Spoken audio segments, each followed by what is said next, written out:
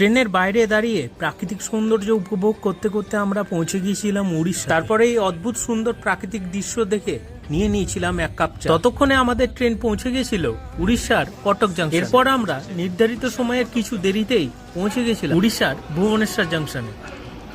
আমাদের ট্রেন এখন এসে পৌঁছেছে ভুবনেশ্বর জাংশন।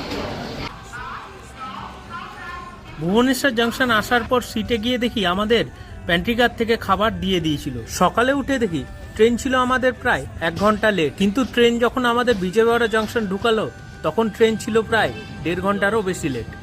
এই মুহূর্তে ট্রেন আমাদের দাঁড়িয়ে আছে বিজয়ওয়াড়া জংশনে।